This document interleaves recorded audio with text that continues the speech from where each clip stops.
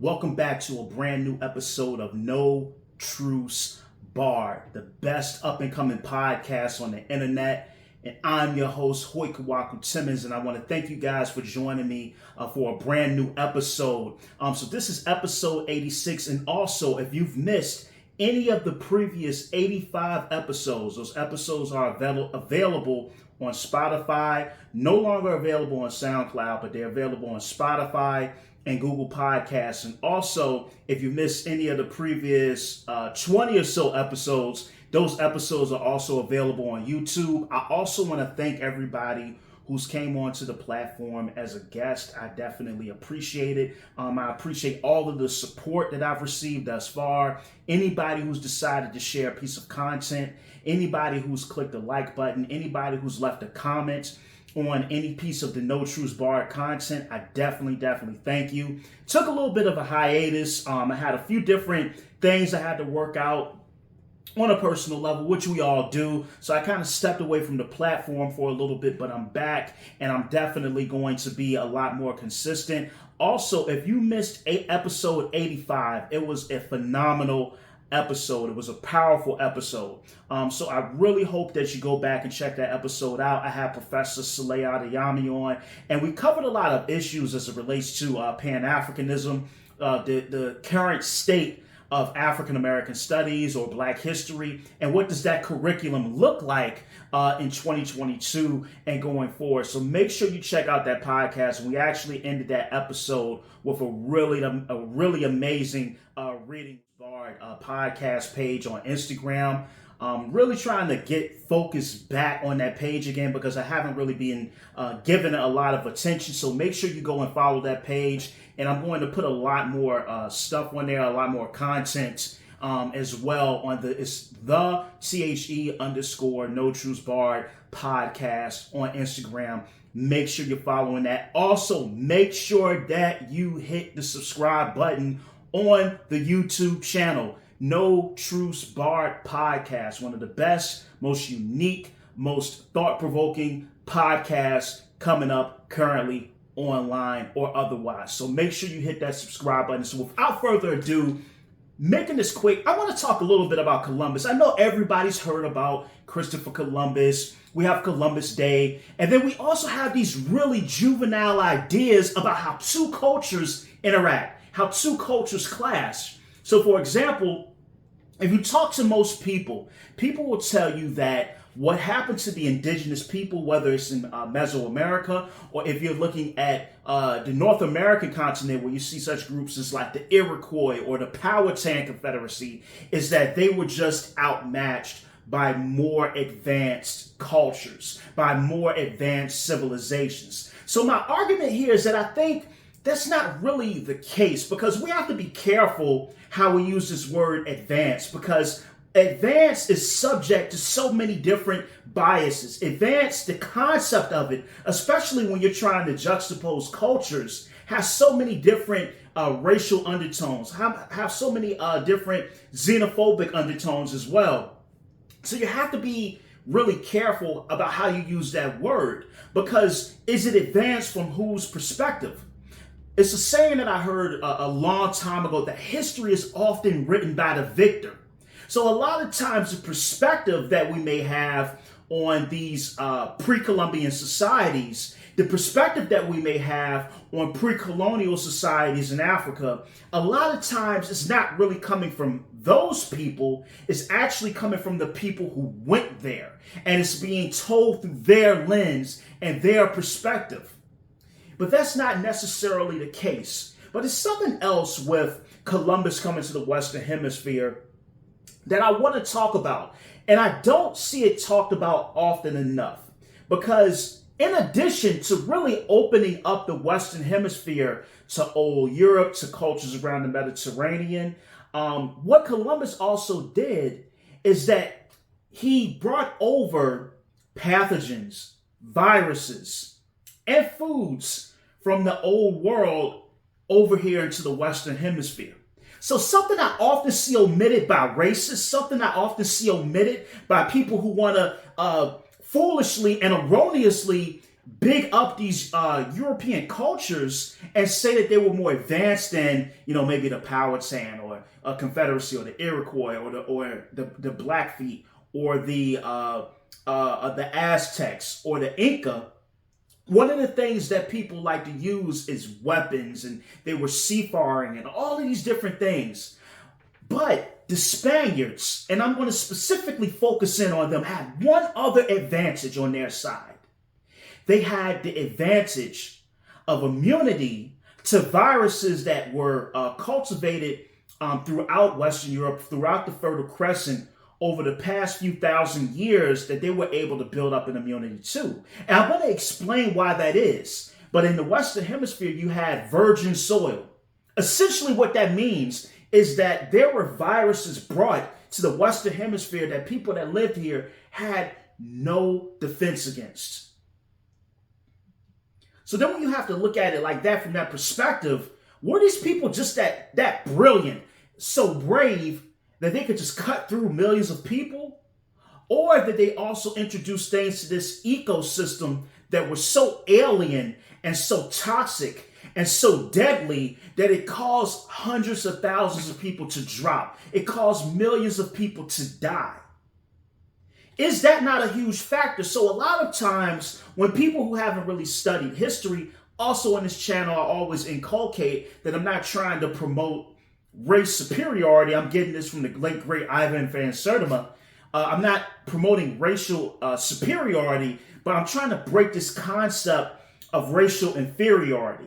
And that when you look at the human story, we've all equally contributed to this human story. So we have to go back a little bit briefly. So you have to ask yourself, okay, well, why were people in Western Europe able to encounter some of these viruses and be okay? So it actually is for a few reasons, but there's a word here that we have to talk about a lot more. It's called zoonosis. So when you think about the concept of zoonosis and what this is when a virus, some sort of pathogen, it jumps from animal to human. And this is a long and a very tedious and complex process in how a virus can jump from animals to humans. Well, there's one main way that this happens. It's through the domestication of animals. It's through the possession of livestock. That's how this happens. And so when humans are living in close proximity with these animals, and when human beings are living in close proximity with various types of livestock that they were trying to domesticate, the viruses that many of these animals had then were able to jump from animal to human. So when you study Western Europe, there were actually a lot of instances of epidemics throughout Western Europe. One of the most famous epidemics that we all know about is the bubonic plague, the Black Death that hit Europe. This took out half of Western Europe's population. So much so that a lot of the peasants and the dregs of Western Europe had an opportunity to actually acquire a little bit more land because there was just so many people had died. And then a lot of the chieftains or kings, if you will, it was hard for them to kind of like regulate society as much after the Black Death, after the bubonic plague. You also had the Plague of Justinian. This occurred around 540 to 541 AD. This was a plague of smallpox, and over 25 million people died in this particular plague. You had the Plague of Athens, and I think that was like about 430 BCE. You had the Plague of Athens, which was more of an epidemic than a pandemic, if you will. But the thing about this particular Plague of Athens, which I believe they said could have been either like a typhoid fever or like a smallpox, is that over 100,000 people died in Athens. And not only that, the Plague of Athens, it actually shaped the Peloponnesian War as well. So you had these different experiences throughout Europe where they encountered plagues. And even we look at something like smallpox, I often tie zoonosis and the catalyst of zoonosis in many human societies to the agricultural revolution, but actually the virus of smallpox has been traced back to about 68,000 years or so. So it's far older than the advent of the agricultural revolution. So then you have to ask yourself, well, what is the agricultural revolution? So one of the things people have to remember that as human beings, prior to about 11,700 BCE, we lived in hunter-gatherer bands. We actually adhered to what I believe is called Dunbar's number. So many of the groups that we lived in were groups of about 50 to 150 people, and we would forage for food. And so this occurred in the Pleistocene period. We're currently now living in the Holocene. So the Pleistocene period was the period where we had various different ice ages. So the Pleistocene period goes from about 2,600,000 years ago all the way up to about 11,700 BCE, which was the end of the last ice age.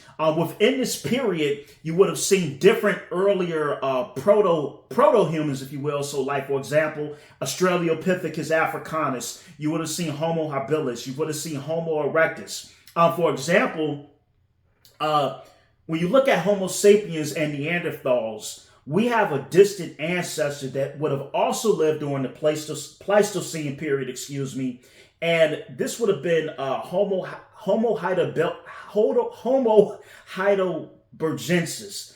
I know I butchered that word. You can Google it, look it up. But this particular ancestor was an ancestor of both Homo sapiens and Neanderthals. And so they call Neanderthals, quick fact, they call Neanderthals because the skeletons of these particular form of humans, if you will, were found in the Neanderthal Valley of Germany. So that's a quick fun fact for you.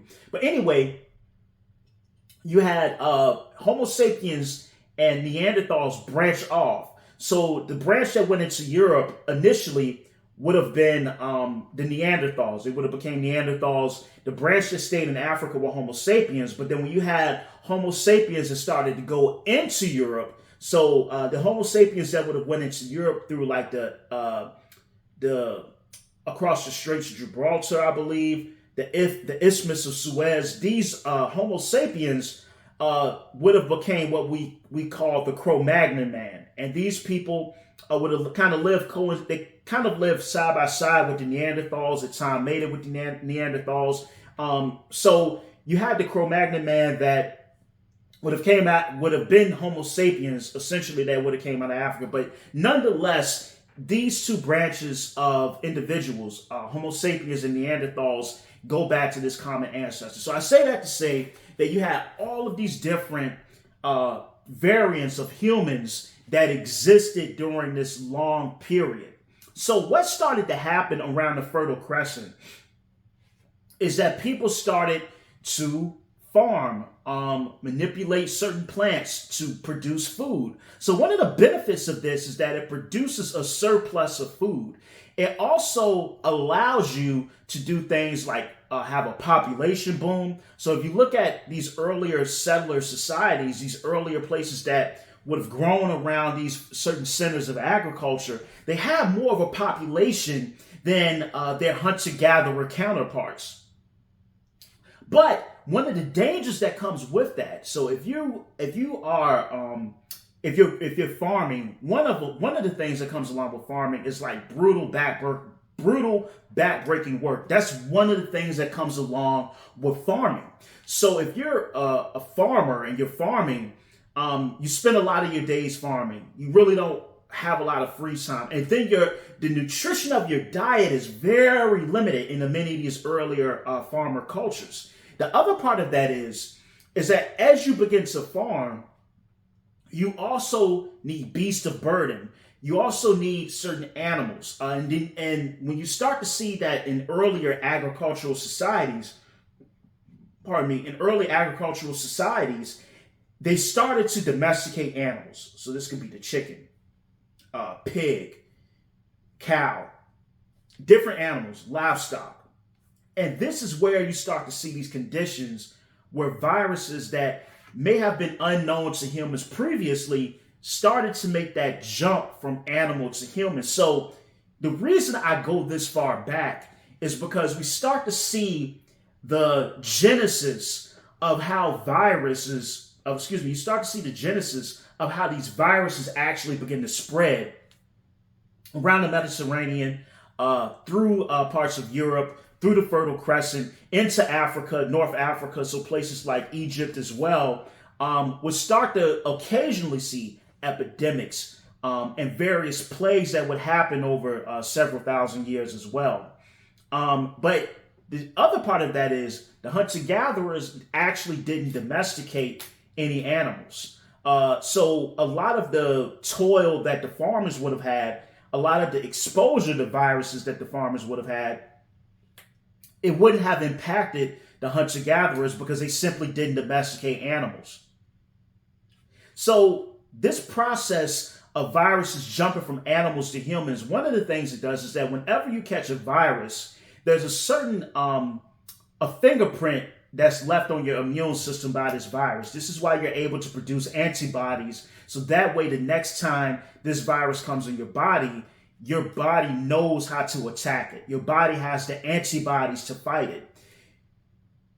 In Europe, in Western Europe more specifically, a lot of people of Western European descent, they would have developed those antibodies to fight these viruses. Now, you're looking at the advent of the agricultural revolution in old world Europe, the old world Europe, but really, I mean, the world is the world. It's no old world or new world. But you see the advent of these viruses in Western Europe. And one of the other things that you have to look at when you're studying pandemics, epidemics as well, is that in the Western Hemisphere, the conditions were a lot different. So animals that you would have seen in Western Europe, they would have been able to domesticate, just didn't exist in the Americas. For example, amongst the Inca, they would have had the llama, but the llama wasn't really an animal for domestication. It was really used to transport different things. At times, you have people like the Chicamecs, you have people like even the Aztecs as well. In different groups, they may have a dog. If you look at the Powhatan Confederacy here in Virginia, of course, they would have ate deer, fish. This was how a lot of the meat that they would have consumed. But they wouldn't have had anything like pork. You don't even see the pig first introduced into the Americas until about 1539 by, I believe, Hernando de Soto. So that's actually the first time that you see pigs in the Western Hemisphere during that particular period. So you have to think from the time of the Maya through the Toltecs, the Aztecs, all these different Mesoamerican groups, and even the different groups and societies that you would have had here in North America.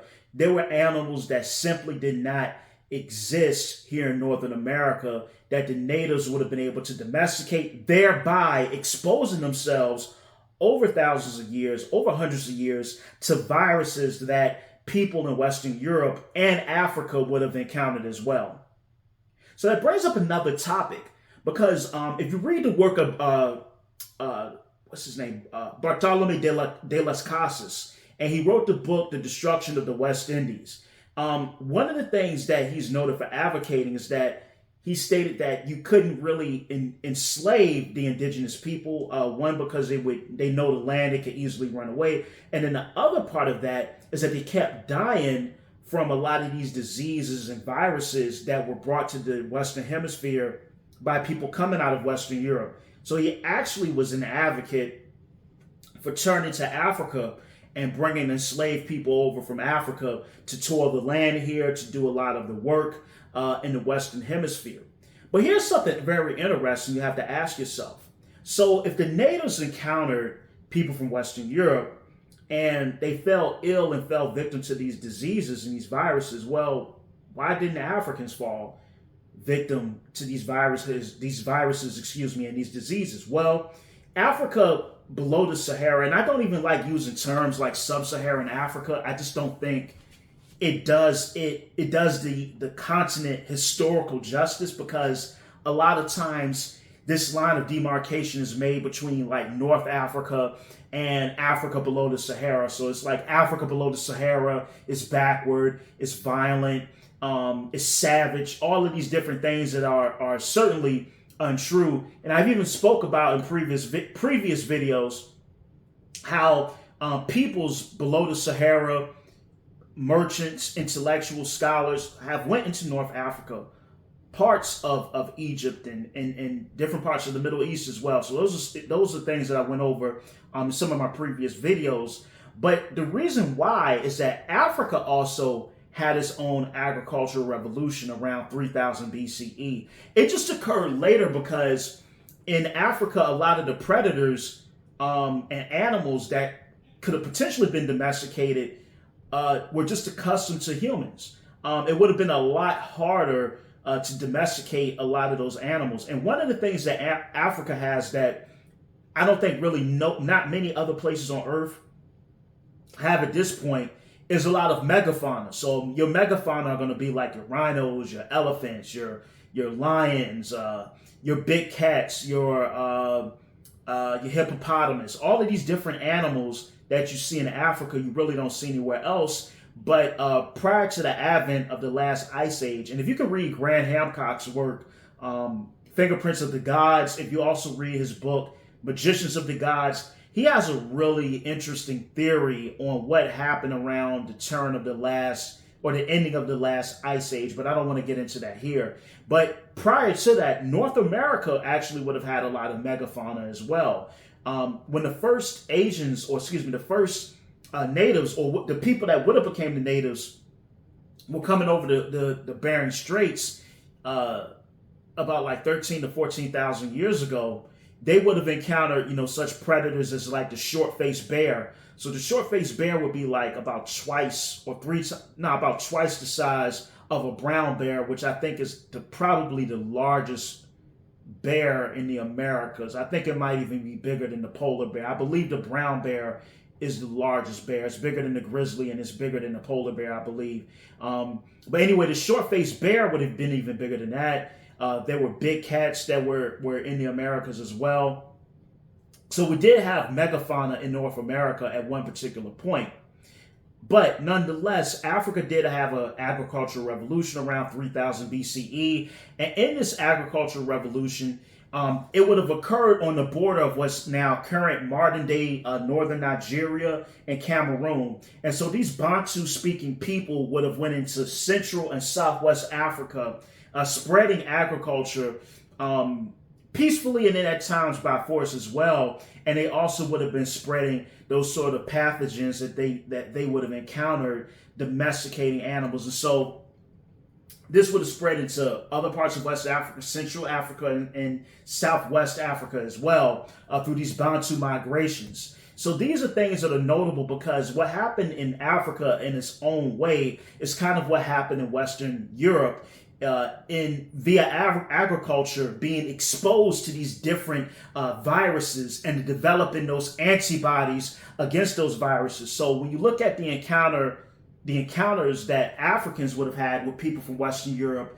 in juxtaposition with the encounters that the natives or the indigenous people would have had, it would have been radically different because a lot of those viruses that European sailors, ship hands, captains, that they would have encountered, Africans would have already encountered those themselves. Not saying that Africans didn't get sick, because if you read a lot of these books about, like, for example, Marcus Rediker has a book called The Slave Ship. I recommend everybody read that book. Phenomenal book. But if you look at it, Africans did get sick, but it was more so from unsanitary conditions on board the ships, as opposed to Europeans had encountered some sort of pathogen that Africans just really didn't have no immunity for.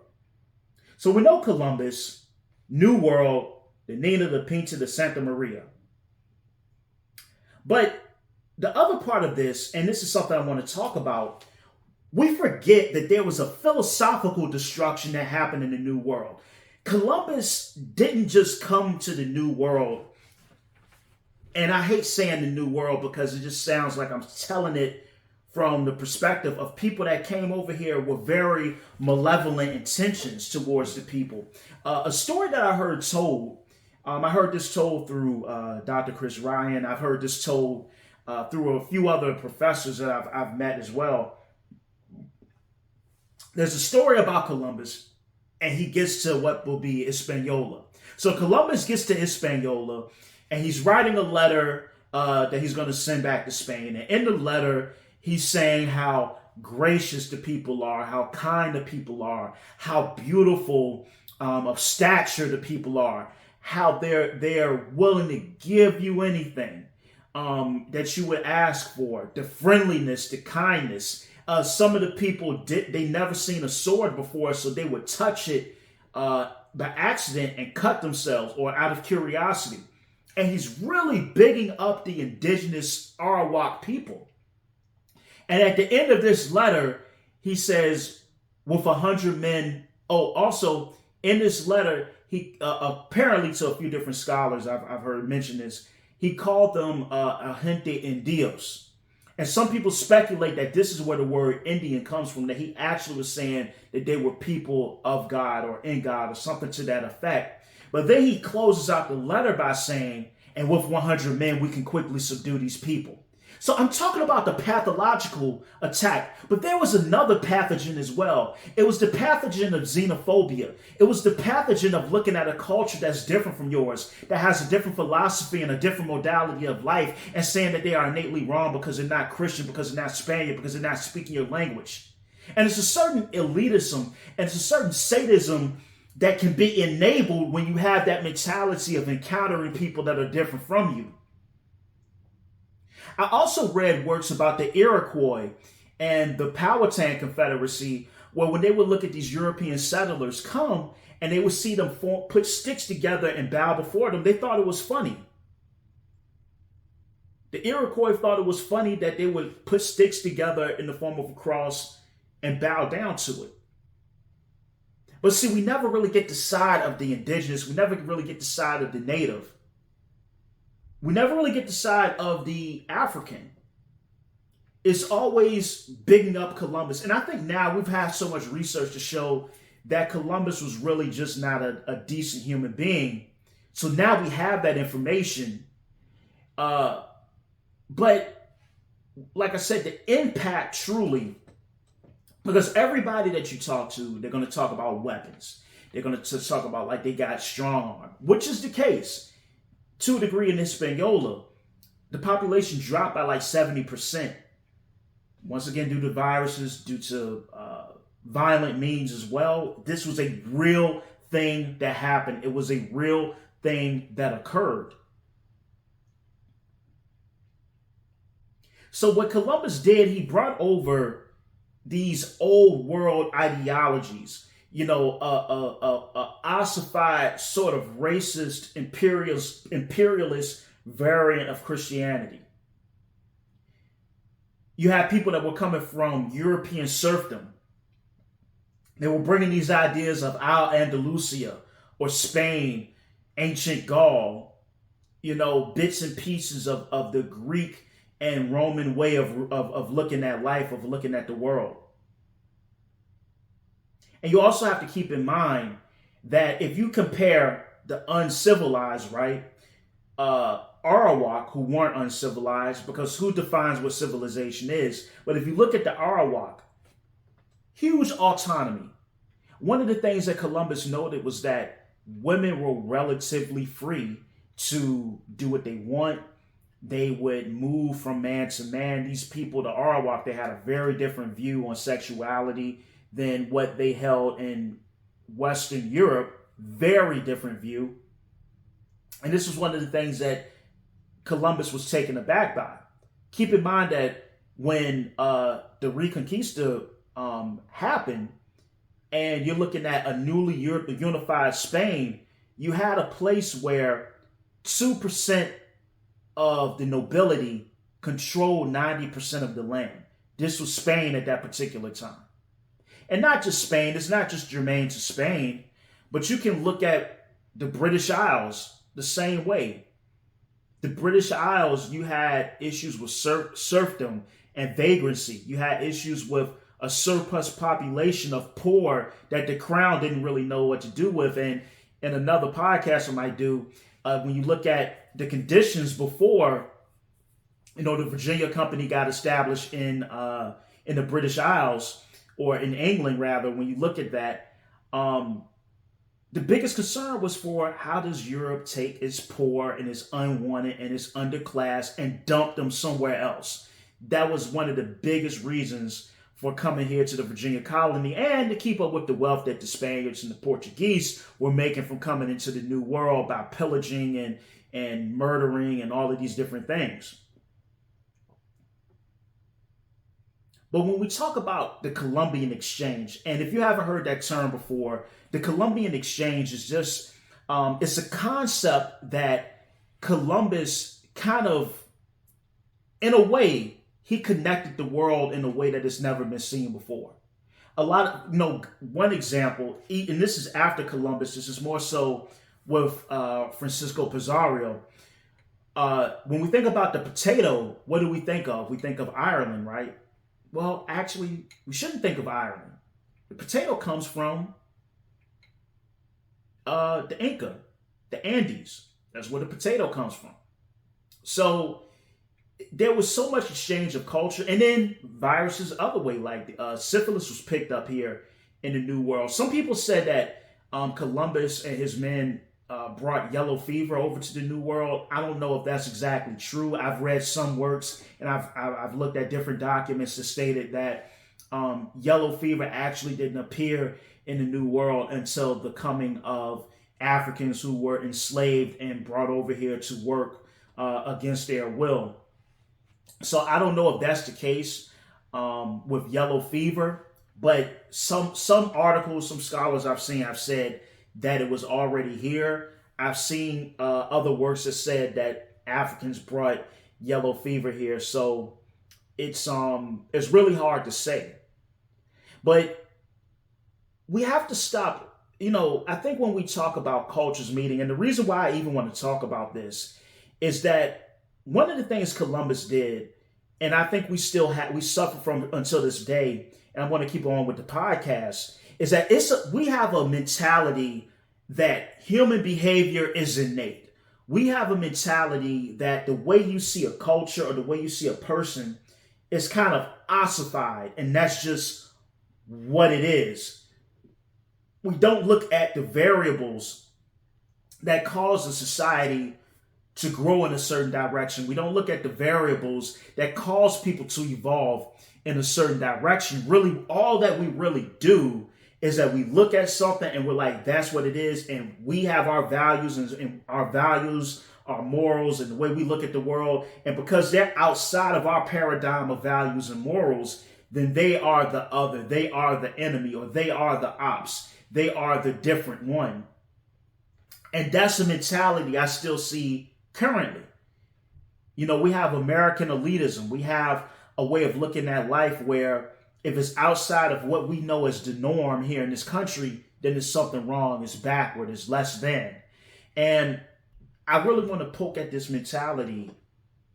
Because it has to be poked at. What else did Columbus bring? He brought Christianity. He brought Catholicism. There were even people that said that Columbus ought to be made a saint because of his hand in bringing Catholicism to the New World. But him bringing Catholicism to the New World, it was done from was to spread Christianity, but that really wasn't it.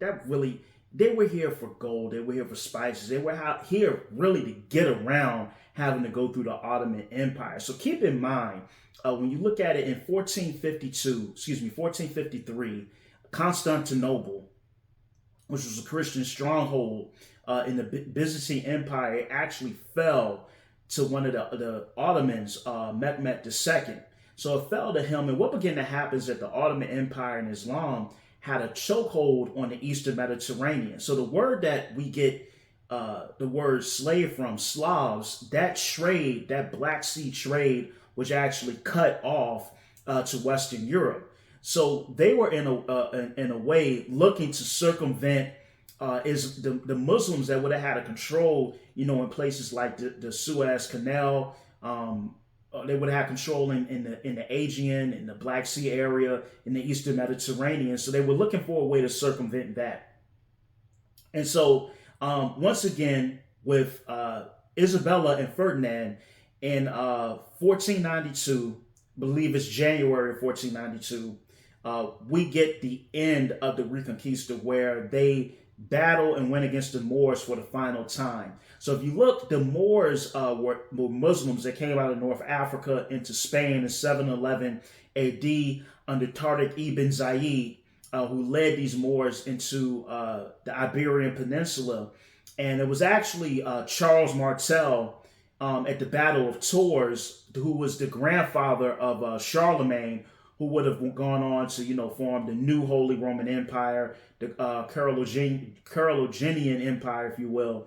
And it was Charles Martel at the Battle of Tours that actually stopped the advancement of the Moors, or Islam, further into Western Europe. And they kind of just stayed in Spain and the Iberian Peninsula.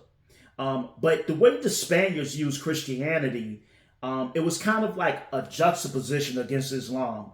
And, you can go back and you can look at things like the Crusades. I believe like during the first 6 Crusades. So the first Crusade started in 1096 at the Conference of Clement in France. That was where the first Crusade started at. And I believe the first 6 Crusades, over 1.6 million people died during the Crusades. Now, this was an attempt to get the Holy Land back from the grips of Islam. And if you read the Islamic take on the Crusades, it's like a lot different. I suggest that you do that research. That's a different podcast and a different episode. But anyway, this sort of environment of us versus them, this is a mentality that started to become fostered in Western Europe. It started to become fostered, especially in a place like the Iberian Peninsula as well, when they took over Granada from Islam, as well. So, and when I say they, I'm talking about Isabella and Ferdinand in 1492. So this was the environment of the people that would go out and the environment and the mentality of the people that would go out into the rest of the world in the Western Hemisphere and encounter natives, encounter indigenous people. And see, one of the problems that people often have with religion is that maybe it's not the religion itself, but it's the fact that a lot of the ways that people, black and brown people, would have encountered these religions, it would have been at the edge of a sword. A lot of times people talk about Islam, and the jihad being at the edge of a sword. But if you look at Islam, a lot of times they really gave people, an option. They looked at people, if you were a Christian, they called you the Alabayet Khatib or something like that. I can't remember. It's something like the people of the book. And I know I butchered that to all of my people that speak Arabic. I really butchered that term. But anyway, in Islam, yeah, at times it was spread by the sword. But also Islam was kind of seen as connecting these different worlds. What happened is during the time of the Moors, this Greek philosophy, these Roman teachings that would have dissipated in many parts of Western Europe after the fall of the Roman Empire, kind of got reintroduced back into Europe through the Moors. So they kind of became the custodians of this ancient Greek, Roman, and Egyptian knowledge, and Egyptian teachings and mathematics, that would have made its way back into Europe via the Moors, especially in Western Europe. So this was the mentality that people had coming out of Western Europe is, I'm going to use the sword and violence to spread my beliefs. We're not going to have dialogue. We're not going to debate. This is how I feel. And if you don't comply, if you don't acquiesce, then you have to go. So a lot of times the problem that people have, especially like a lot of black and brown people, is that these religions would have came to us in a very violent manner. You got to keep in mind that Columbus, the same guy that was spreading Catholicism, stood by as his men raped 9 and 10-year-old girls. But he's telling people about saving their souls and, not going to hell and converting people. At the same time, people are so scared and terrified on Hispaniola that mass suicides are happening. People are killing their children rather than letting being captured by the Spaniards. People are getting limbs cut off if they don't bring or produce enough gold. And then on top of that, you are in the environment where you're seeing people die and drop dead from these viruses that were brought here by these strangers from this land that you probably never heard of. And this is how a lot of indigenous people would have encountered this religion. The continent of Africa is a lot different because if you look at forest belt kingdoms, and then you look at those kingdoms like on the Sahel, like Mali or Wagadu or ancient Ghana, they had more commerce with North Africa. So they would have encountered Christianity. They would have encountered information about these different Hellenistic and Mediterranean empires. This was something they would have known about versus people that would have been living in modern day Brazil, or people that would have been living in the Yucatan, or people that would have been living in what would have become Hispaniola, Haiti. They wouldn't have had this sort of knowledge or this information. So I just want to close this out. We have to kill this concept of advance. European explorers or colonists were not more advanced than the natives that they encountered. Because you got to keep in mind that during this time period where under a newly unified Spain, where 2% of the nobility controlled 90% of the land, you had huge problems with illiteracy. You had huge problems with crime, epidemics as well. But once again, you look at Mesoamerican cultures, for example, like the Aztecs, they actually had public education. They had a school for children that were children of the commoners. They had a school for children that were children of the nobility. Schools that taught young men how to become warriors and soldiers. So they were one of the first places on earth to actually advocate for public education, where this would have been unheard of in Western Europe at the time. A very astute understanding of mathematics, really complex calendars. Some Aztec homes even had like something akin to indoor plumbing. You look at the way that Tenochtitlan was actually designed. I mean, brilliant. You had these floating gardens and ponds. These floating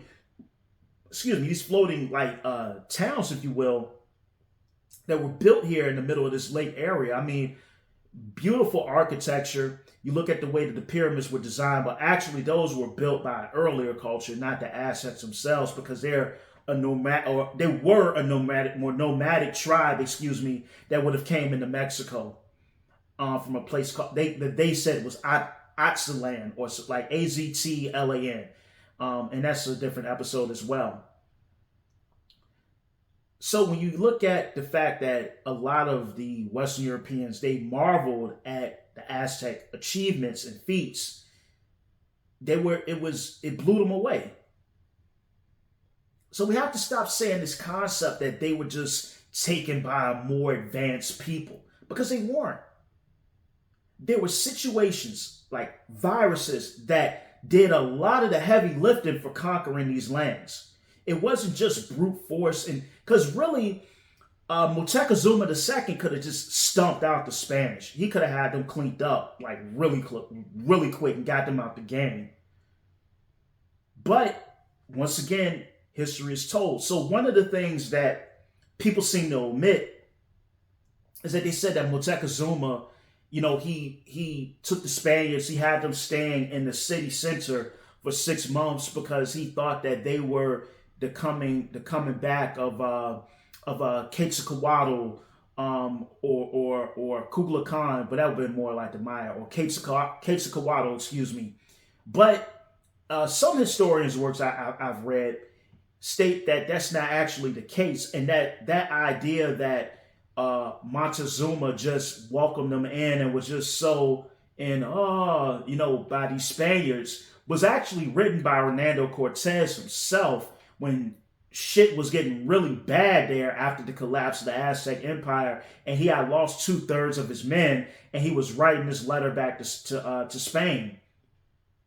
So we kind of don't even know exactly what that real exchange between Moctezuma or Montezuma II and Hernando Cortez really was, and what he really thought about the Spaniards, because we have this really weird way of understanding and learning history.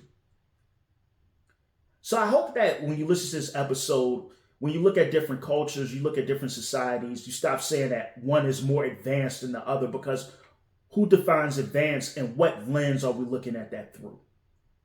Listen, this has been episode 86 of No Truths Barred. Thank you for checking out this episode. Make sure you follow the YouTube channel. I'm back. I'm ready to go. More content on the way. Love y'all. Take care.